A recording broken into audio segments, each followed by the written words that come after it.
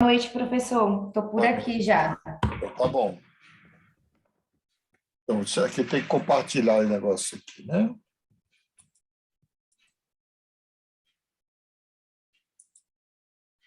Acho que eu compartilhei agora, né?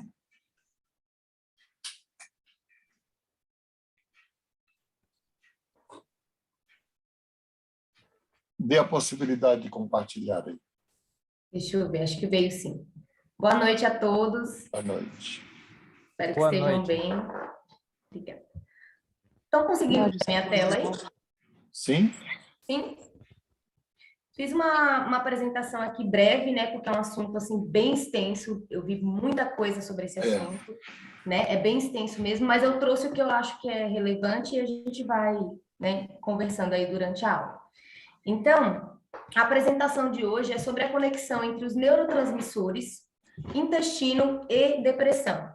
Então, eu vou trazer aqui um pouquinho em relação à depressão, né? A depressão é um problema nos mediadores químicos do cérebro. E nosso cérebro, ele produz substâncias químicas que nos dão boas sensações. Tá muito pequeno para vocês aí ou tá dando para ler, para Não, se enxergar? você ler, tá bom. Tá ótimo.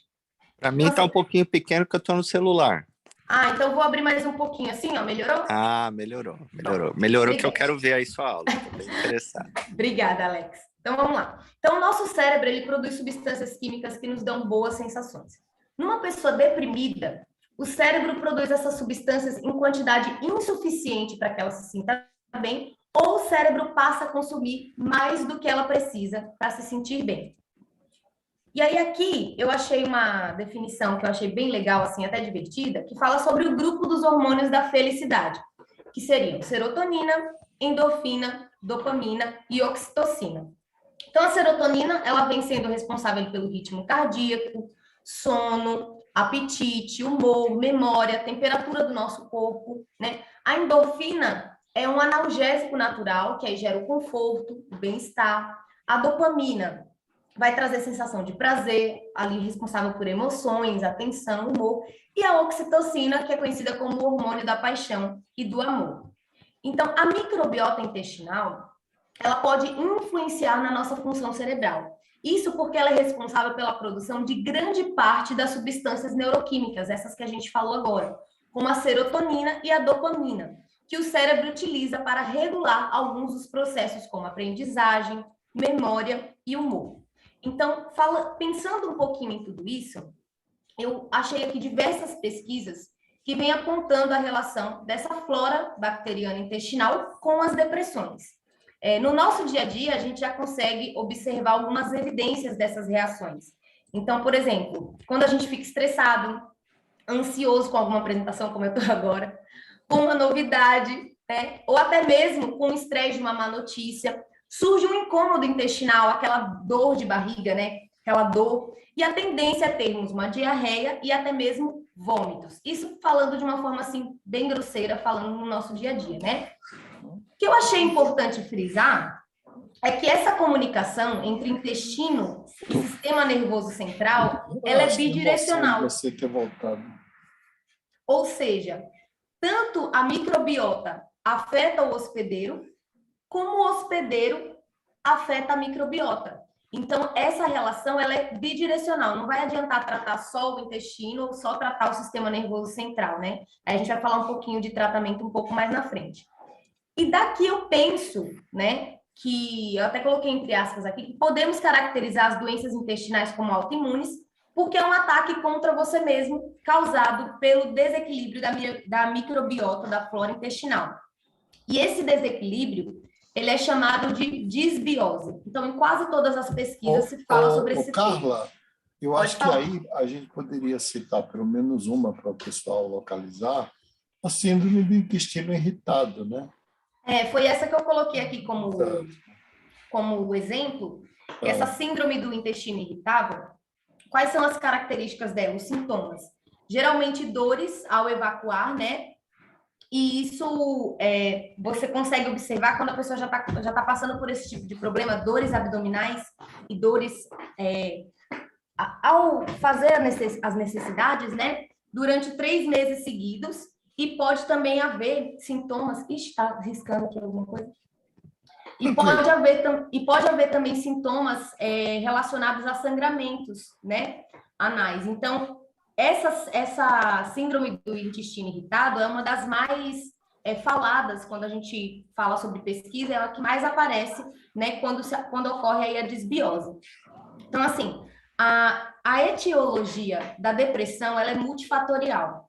Todavia, acredita-se que o mecanismo de desenvolvimento da doença dá-se por meio de distúrbios neurofisiológicos que alteram a distribuição dos neurotransmissores em diversas regiões do cérebro, sendo a serotonina a principal afetada durante o processo de depressão. E por que eu trouxe esse pedacinho aqui?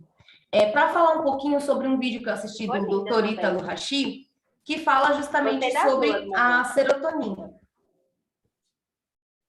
Das duas. Tem alguém com o microfone ligado, né? É. É a Tabata. Então, vou continuar aqui. E aí, esse doutor, ele trouxe, assim, de uma forma muito clara, foi o que abriu a minha mente também em relação ao assunto, e por isso eu trouxe um pouquinho do que ele falou nesse vídeo.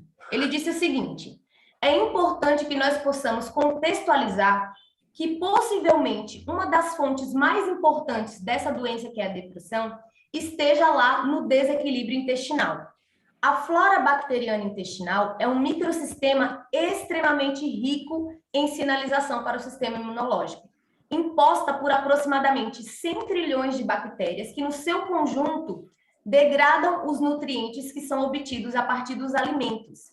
E, em devolução ao que recebe do hospedeiro para o nosso intestino, gera um nível de pH ótimo através da produção de ácido lático e acético. Essa relação do pH intestinal é fundamental para que ocorra a reação de conversão de uma matéria-prima chamada 5-hidróxido-triptofano em serotonina, né? Então, daqui vem essa relação com a serotonina. E a serotonina é importantíssima reguladora, não só na peristalse intestinal, que é a parte ali onde os bolos fecais se formam, né? Mas principalmente ao nível cerebral, responsável por repercussões como estabilidade do humor, do comportamento e dos níveis de energia. Então, quando o indivíduo ele sofre alterações dessa flora bacteriana intestinal, um processo que nós chamamos de disbiose altera a capacidade de manutenção do pH ótimo do intestino e nós vamos sofrer uma reação metabólica de degradação. Então, ao invés do hidroxitriptofano lá se transformar em serotonina, ele gera uma desregulação ali e o pH ele fica ácido, né? Então, nós temos a suspensão dessa conversão, só para entender um pouquinho dessa parte. E isso provoca uma profunda redução dos níveis circulantes de serotonina, que é uma das razões mais frequentes de distúrbios de comportamento, distúrbios emocionais, mudanças súbitas de humor e da personalidade que podem estar centralizadas no nosso intestino. E aí aqui, falando um pouquinho sobre essa parte da microbiota, a composição da microbiota, ela depende de vários fatores. Então, ela depende de dieta. E aqui, quando se fala de dieta, eu não anotei sobre isso, mas o que eu achei mais interessante é que parece tão simples, né? A gente falar assim, olha, uma das formas de você tratar, né? São várias formas, mas um dos pontos relevantes para você tratar a depressão é justamente a alimentação, né? E se a gente for olhar no geral, como a nossa geração tem se alimentado mal, né?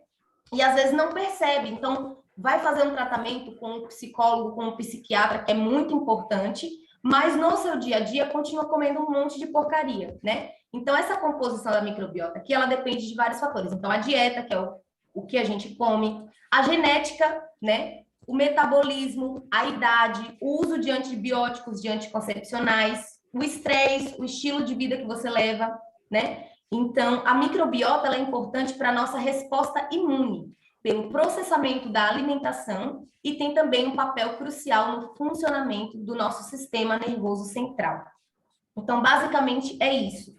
Quando a gente fala de tratamento, esse mesmo doutor que eu falei que assisti um vídeo dele que me esclareceu muito, ele diz o seguinte: é muito importante que antes que se tenha uma abordagem de um quadro depressivo tratado por medicamentos, que sejam feitos exames específicos que são disponíveis para que nós possamos identificar se o cliente paciente é ou não portador de duas condições específicas que podem o tornar mais propenso a um quadro depressivo, que seria a desbiose intestinal e a hipermeabilidade intestinal. Esses quadros já podem ser detectados através de avaliações laboratoriais e assim nós poderíamos estar poupando a quantidade imensa de recursos em medicamentos que não vão atuar na causa do problema, vão apenas controlar os sintomas, né, como recaptadores de serotonina, acetralina, fluoxetina e outras drogas que, com toda boa vontade, os profissionais vêm prescrevendo para controlar os sintomas. Vão apenas manter essa pessoa estabilizada por algum tempo, sem sequer atingir a origem do problema. E ele finaliza dizendo, então a reflexão que fica aqui é, olhe para o intestino antes que se permita introduzir medicamentos para essa doença avassaladora chamada depressão. Então, a conclusão que eu chego, falando sobre microbiota, né, intestino, sistema nervoso central, é que o ideal é que o tratamento ele venha a ser tanto com o gastro, como com o psicólogo, como com o psiquiatra, né? E aí, eu vou até pedir para o professor falar um pouquinho sobre isso, mas antes eu vou trazer sobre essa doença, que até coloquei aqui do ladinho, não inseri, que é sobre a síndrome do intestino irritável, que é essa daqui, ó. Essa síndrome do intestino irritável, que o professor pediu para citar, ela é frequentemente diagnosticada a partir de dor ou desconforto abdominal nos últimos 3 meses e que melhoram com a evacuação, associadas à alteração no aspecto de fezes. E a depender do âmbito intestinal... Pode falar. Marta está falando que o nível da sua aula está muito alto. Ai, meu Deus do céu, eu tô aqui tremendo toda, tô me suando toda. Está muito alto aí. Obrigada, Marta, pelo apoio aí. Então, assim, essa síndrome, a depender do hábito intestinal, pode apresentar com predomínio de diarreia, constipação e com alternância dessas manifestações. Essa fisiopatologia, que apresenta ainda aspectos a serem melhor caracterizados, é multifatorial, assim como a depressão, envolvendo hipersensibilidade visceral, alteração da motilidade intestinal e alteração da flora bacteriana e distúrbios psicológicos e psiquiátricos. Inclusive, em pacientes que passaram pelo gastro, se eu não me engano, 40 e poucos por cento, eu não lembro agora a porcentagem, tinham distúrbios, né, psicológicos, tanto transtornos de ansiedade como depressão. Então, o diagnóstico é estabelecido por meio de cuidados clínicos e realização de exames laboratoriais como hemograma, glicemia e por aí vai. Com atenção dos sinais de alarme, perda sanguínea retal, anemia, perda de peso, febre, histórico familiar, que aí também vem da parte genética, de câncer colônico. O tratamento é essencialmente sintomático, visando a normalização do hábito intestinal e redução da dor abdominal. Pode ser farmacológico e com probióticos, lembrando as possibilidades também da medicina alternativa. Aqui, basicamente do que eu anotei, eu finalizo, mas eu queria deixar uma observação, até para quem tiver interesse em saber mais, né, sobre essa relação entre intestino e depressão, que hoje, conversando com uma amiga minha, eu falei para ela, olha, eu estou criando uma apresentação, né, em relação a isso, e como ela trabalha na área da saúde, ela me falou sobre um transplante fecal, né, e eu achei isso muito interessante, tipo assim, eu falei, caraca, eu não achei nada sobre isso. Ela, inclusive, me mandou uns artigos, eu posso depois compartilhar com vocês lá no nosso grupo, falando sobre esse transplante fecal. Eu ainda não sei qual que é a finalização disso, mas basicamente se pega essa parte, né, as fezes de alguém que é saudável e faz esse transplante e ali a composição da microbiota daquela pessoa é alterada, né? Então, já foram feitos testes em animais, eu não sei ainda se em humanos, mas depois eu vou mandar para vocês os artigos também, porque eu acho que é interessante. Eu, pelo menos, achei bem interessante, assim, nunca tinha ouvido falar de transplante fecal, mas é um também dos tratamentos que acredito que futuramente, se der certo, vai fazer parte aqui também desse processo. Então, é isso. Espero não ter sido muito rápido e que vocês tenham entendido aí a explicação. Muito obrigada. Olha, muito bem, parabéns, muito, muito bem elaborado, bem lógico, bem profundo. Não sei se alguém quer fazer alguma pergunta. Olha, parabéns pela aula. Eu tenho uma pergunta, eu não sei se Estão me ouvindo? Sim. Sim, sim. Eu tenho uma curiosidade, que eu não sei se tem muito a ver com o tema, mas tem. Por que que nos chama fauna intestinal e não flora intestinal? Porque é bicho, né? Não é planta que tá ali, Tá né? certo, eu não Você sou Faz descobriu alguma sentido. coisa Faz na sentido, sua faz pesquisa? sentido. Mas é engraçado que em todas as pesquisas realmente eles falam flora e flora, maioria flora, microbiota mesmo, né? Intestinal. microbiota. Microbiota. Isso aí. Mais alguém quer fazer alguma pergunta? Então, eu penso então que dentro da questão, eu já abordava isso lá em 2007 no livro Eclipse da Alma, né? Que eu não abordava porque esse estudo é posterior, ele é bem recente.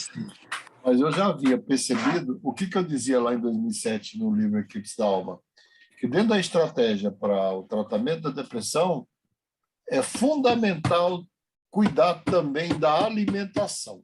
Não por isso que é tão complicado cuidar da depressão, não é? Não é uma coisa assim simples. Não, a Porque clínica envolve até os costumes culturais, né? Envolve o psiculturais. lazer familiar, envolve tudo, Vamos né? lá, quem é da nossa cultura aqui? Eu sei, por exemplo, que, não sei a razão, mas feijoada deprime. Mas é difícil ficar sem ela também. Vai ficar sem É ela. verdade. É tanto que você come no dia você sente aquele prazer, no outro dia você amanhece down. Amanhece down. Quem é deprimido devia evitar a feijoada, né? Mas o que a gente aprende aqui, que eu acho que é o que é legal da psicossomática, é as conexões que você vai fazendo com todo o organismo, né? Não é só, não, vai lá e toma remédio e acabou, que é o que a psiquiatria cartesiana faz, né? Não funciona. Ou a gente. E também vem a questão de que, especialmente no Brasil, cuidar da saúde está muito caro e depois da pandemia está o dobro do que era antes, com toda certeza. E aí fica difícil também, por exemplo, levar para as populações, né, esse tipo de cuidado, né? Assim, olha, você também tem que cuidar da alimentação. Então, é muito difícil, mas fica aqui a contribuição da Carla. Muito bem dada, viu, Carla? Muito Muito obrigada, obrigado. professor, pela Tem oportunidade. alguém Obrigada a aqui que todos. entrou, é Luci Inácio. Luci, quem é Luci? Seja bem-vinda. Eu não tinha visto Sou você eu, aqui, né? sou eu. Seja bem-vinda. Prazer tê-la aqui na nossa. Você está pegando o final do curso, mas esse curso está todo na plataforma, né?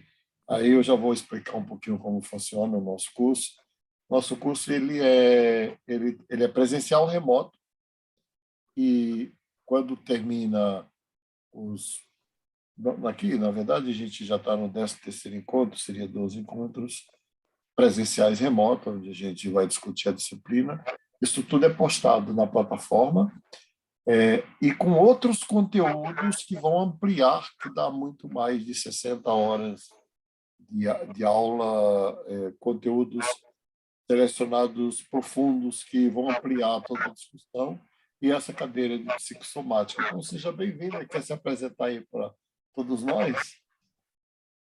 Já participei da aula da Genusa, eu conheci o doutor lá no Mackenzie, que eu fiz teologia, e você deu Você foi minha aluna lá?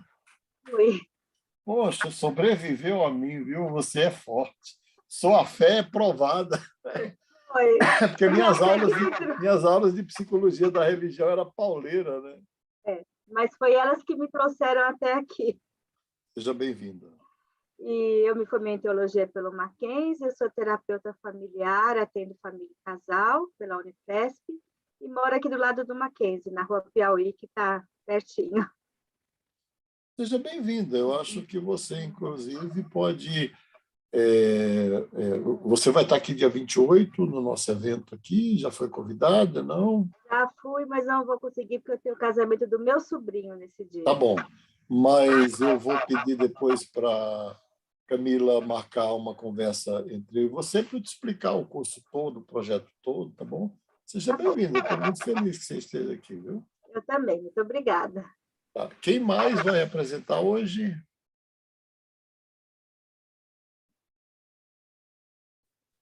Eu fiquei de apresentar também. Eu Não sei também. se alguém... Vamos lá. Mas você... Tá, tá Tanto faz, vendo? Renato. Você quer ir primeiro? Não, Tanto faz. pode ir você, vai lá. Posso ir? Tá bom. Eu vou compartilhar aqui a tela com vocês. Espera só um minuto. Rafaela, a palavra está com você. Isso. Deixa eu compartilhar aqui, peraí. Compartilhar tela.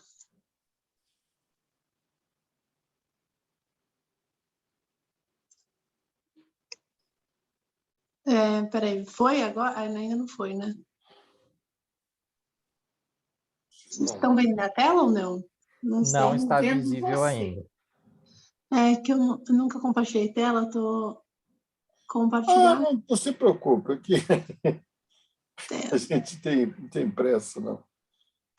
Vai aprendendo todo mundo. Tá.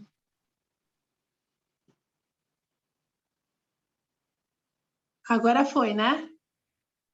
Foi. Agora foi. Tá. Pronto. Acho que não consigo ver vocês, mas tudo bem, eu vou apresentando. Vou falar sobre o hipotireoidismo e sobre o hipertireoidismo. Tá. É uma doença autoimune na tireoide. E a tireoide, né, para quem não sabe, é uma glândula que ela é responsável pela produção dos hormônios T3 e T4. Deixa eu só colocar meu fone, porque para vocês me ouvirem melhor. Peraí.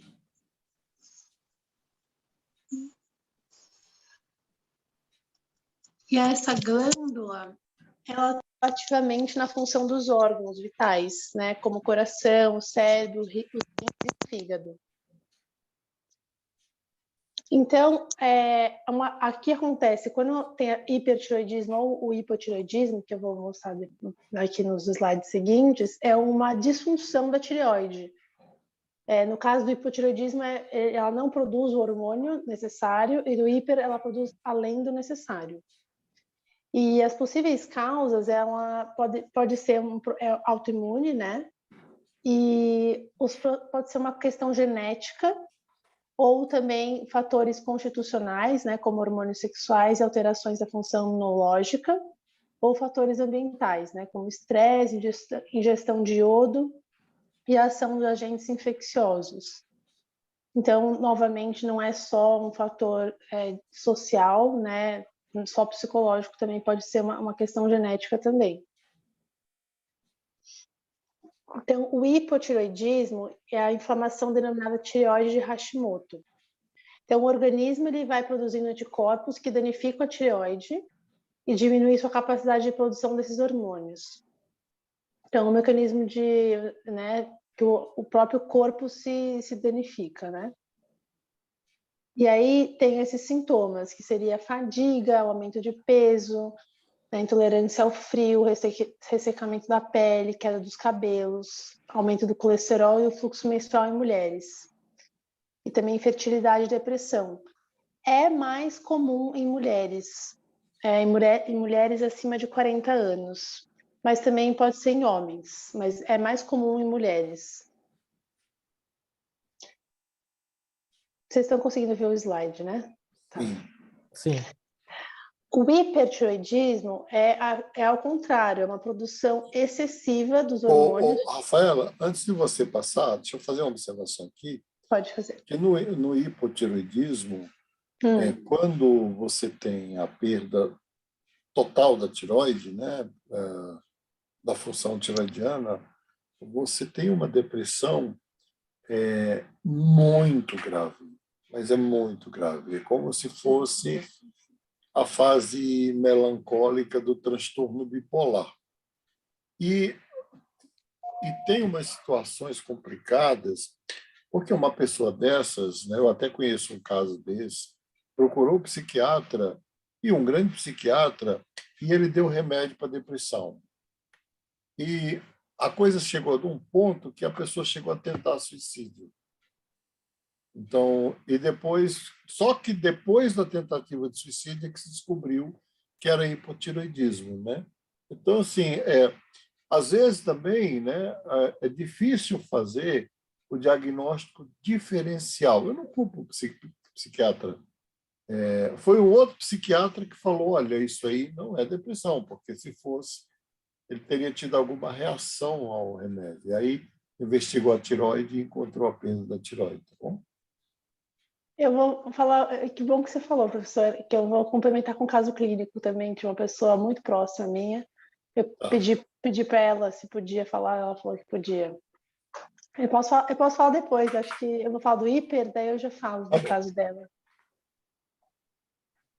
E tá, então o hipertiroidismo ele é a produção excessiva dos hormônios tiroidianos, né, que é denominado doença de Graves, que é mais comum também em mulheres, mais comum em mulheres menos de 40 anos, de menos de 40 anos. Os sintomas é a perda de peso, sudorese excessiva, batimentos cardíacos tendem a se acelerar, chegando até mesmo a ocorrer arritmias cardíacas, fraqueza muscular, irregularidade na menstruação, insônia e irritação. Então, é o polo oposto mesmo. Aí eu ia comentar esse caso clínico, né, dessa mulher, que ela tinha 18 anos na época, e ela tinha se mudado para a Califórnia, sozinha, e ela aumentou o peso, assim, 15 quilos, né, em 6 meses, e aí ela, assim, não parava de aumentar peso, ela foi no médico para ver o que era. Só que eu não sei, ela não falou exatamente qual tipo de especialidade que era, mas foi ver e era hipertiroidismo. Só que, além do hipertiroidismo, tinha um nódulo maligno.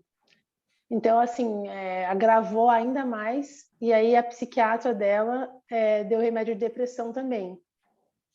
Mas aí eu acho que teve que dar os dois remédios, né? Tanto de depressão quanto dos hormônios da tireoide, porque ela teve que tirar a tireoide. E ela me contou, enfim, eu até presenciei essa questão, mas é uma questão que também eu até me pergunto, professora, ela já tinha um pouco de depressão antes de acontecer isso? Tipo assim, não era tão grave. Aí, no seu caso que você está trazendo, parece que é muito interessante também pensar, o caso anterior é um, esse aí é outro. Isso parece que tem uma comorbidade, né? Uhum. Depressão e hipotiroidismo junto.